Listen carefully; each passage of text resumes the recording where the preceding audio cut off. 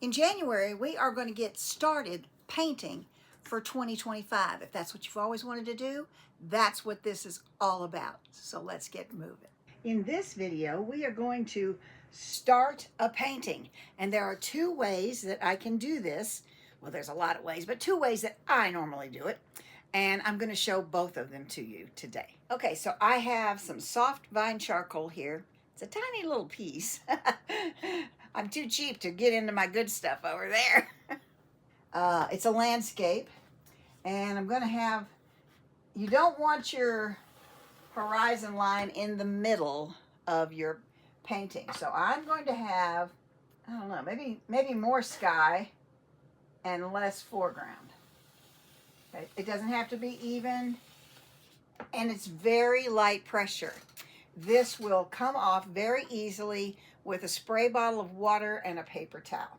So then I'm going to put in my mountains.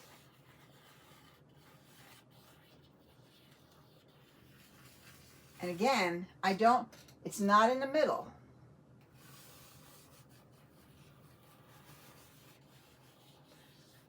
There. Okay, so there we go there. Now I can put in a path or water, which water is where I'm going. And it's gonna be all over here. I'm gonna have a cabin.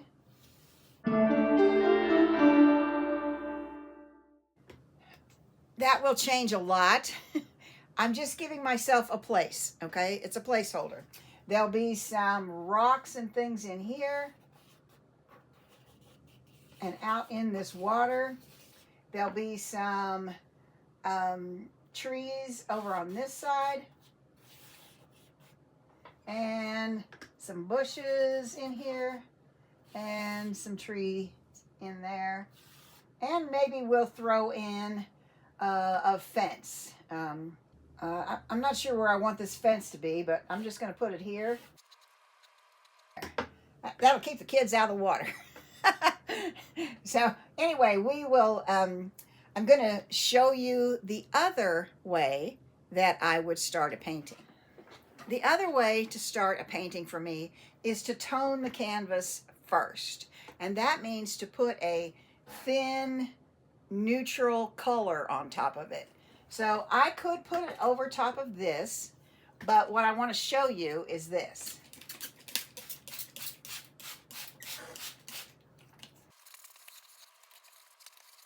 Okay, so the soft vine charcoal comes off. So if you put a drawing on and you don't like it, you're not married to it. If you put it on with a pencil, it's going to show. This is my soft vine charcoal. It comes in a pack of sticks about this long, and there might be 6 to 8 sticks in a pack.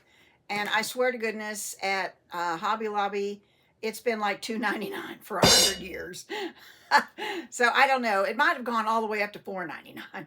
But a pack like this will last me well over a year because, as you see, I use it down to the very nubs. But at any rate, it's called soft vine charcoal. I will put a link in the description for this. Anything I put a link for, mostly, I am an affiliate for, and so I will get a stipend for if you use my link. But you don't have to. You can go anywhere you want and buy it. I'm just trying to make it easy so you can have it delivered to your house and not have to go out, because I don't want to go out.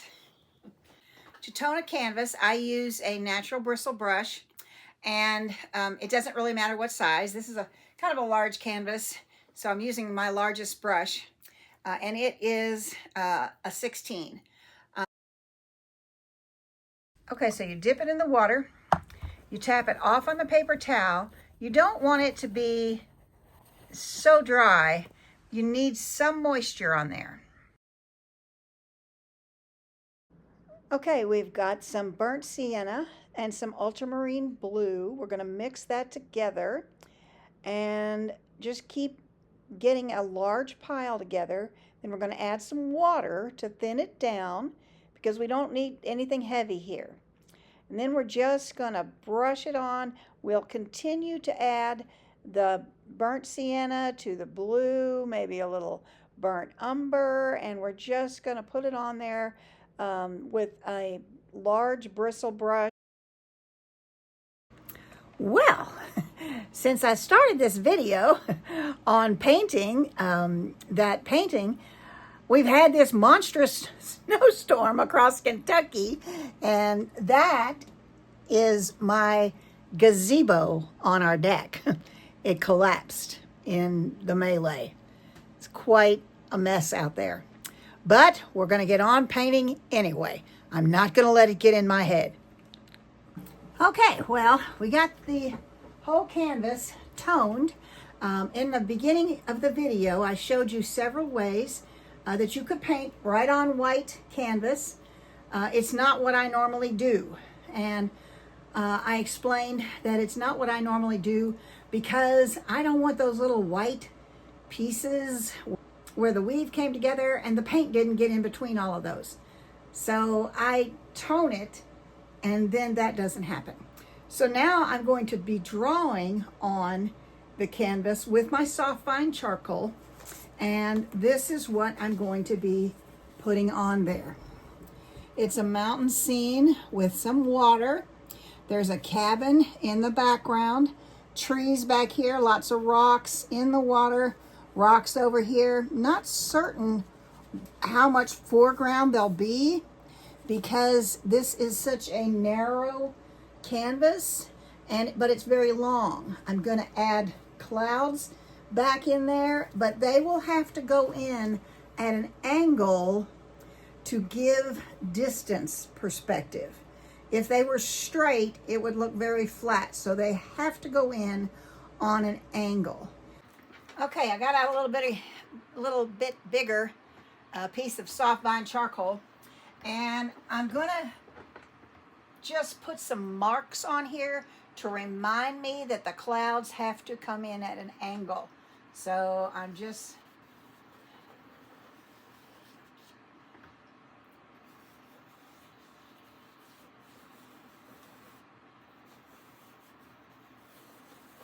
now the ones, this is the clouds that are closest to us. So this one here can be looking at us. Everything else has to come in at an angle like this to give it that depth perception. Then there has to be some in here smaller. And if they were all the same size, that would really make your perspective off. So I'm just putting those marks to remind myself when I'm painting. They mean nothing else but that. Okay, so let's get some mountains in here. And they're going to cover up some of the clouds. Not a problem. I want this one to come over here like this. And then this one is going to come over here like this. But this one here in the middle, and I don't want him exactly in the middle. He's going to come up here like this and over here. So you see the middle is right about in here. He is offset, so it doesn't throw you off. You should never have your main focus be right in the middle, okay? So the clouds are going to change a little bit.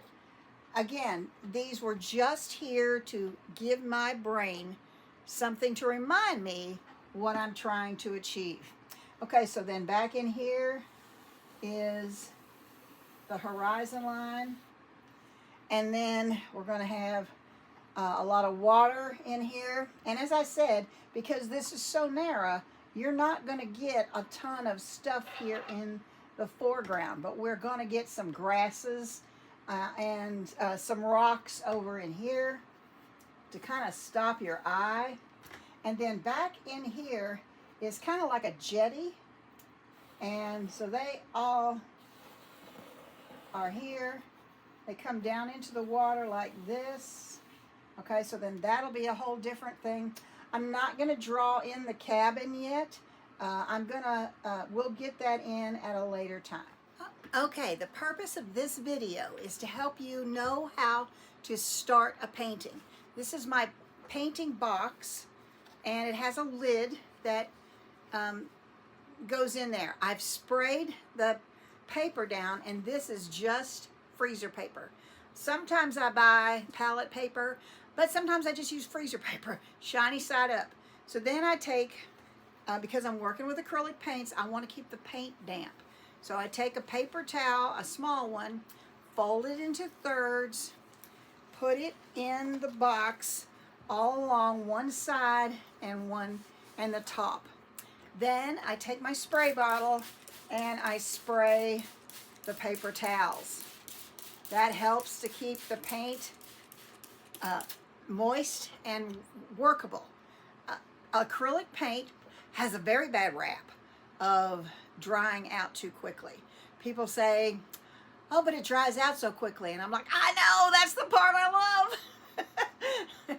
Then it dries on the canvas and I can just go ahead. I don't have to wait for 2 days for the daggone thing to dry. So I really like that about it. But at any rate, not everybody does. Okay, this is my normal palette. This is what I normally use to paint with. And I use Liquitex because of the lid. I can get the lids off easiest. So I Cad Yellow Medium, Cad Free Orange, Cad Free Red Medium, Burnt Sienna, Burnt Umber, Hooker's Green. Those are all the warm colors. Then I have Ultramarine Blue, Dioxazine Purple, Turquoise Deep, Lime Green, and Alizarin Crimson Red. When you're setting up your palette, you always do it in the same order. My yellow, you always do it in the same order. My Cad Yellow is always there. Next comes Cad Orange, Cad Red. Those are warm colors. You set up a palette with all your warms and your cools into separate areas. Hooker's Green is next. Then comes Burnt Sienna and Burnt Umber. Now I'm going to start with the cool colors. Ultramarine Blue is always there. Dioxazine Purple, I don't need much of it because it is very strong. Same thing with the the Turquoise Deep. I don't need a lot of it on my palette. Then the Lime Green and the Alizarin Crimson. I have all this room.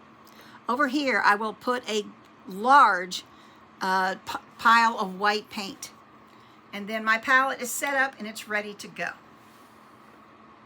This is my paint cart, and it is just a Craftsman cart that I painted years ago. It's got real pretty flowers on the side. But this may be a little OCD on my part, but I put them back here in the same order as they go on the palette. So there they all are in the same order. So when I need my yellow, I don't have to look all over the place. I know it's over here. So same thing with every color. I know where they are because they coincide, or they match how my palette is set up. Not absolutely necessary, but it works for me. So this video has been designed to help you know how to get started painting a painting. And so I'm hoping that you have enjoyed this. I'm going to continue on painting the painting, and it will be in future videos. So I upload once a week. The plan is for Wednesday upload. I would love to say Wednesday at 2 o'clock in the afternoon, Kentucky time, but I can't guarantee it. I just can't. I will try. I will do my very best. But hopefully it'll be on Wednesday. At any rate, thank you so much for watching. I would love for you to give me a thumbs up. Subscribe to my channel. I am all about helping beginning artists get started. There's so much that artists take for granted that they do, that they don't even realize they do, and you don't know it. So we're going to try to make sure that you know how to get things done. Now, is this the only way? No, I've already shown you 2 ways you could do it, but this is how I do it, and you can turn it into how you do it. Now, on my website, paintingwithacrylics101.com, there is a number of free things that you can get. Lots of information, ebooks, things like that. I would definitely hop over to www.paintingwithacrylics101.com, the beginning part, and look for the free things. There is also a free painting class where you're going to learn how to paint daisies. It's totally free. You just have to sign up. My blog is also there, which is loaded up with lessons for beginning artists. So if I were a beginning artist and I had this opportunity for all this free information just for me, man, I would be all over that. So I'm hoping that you're going to get on there and check that out. So anyway, let's paint together real soon.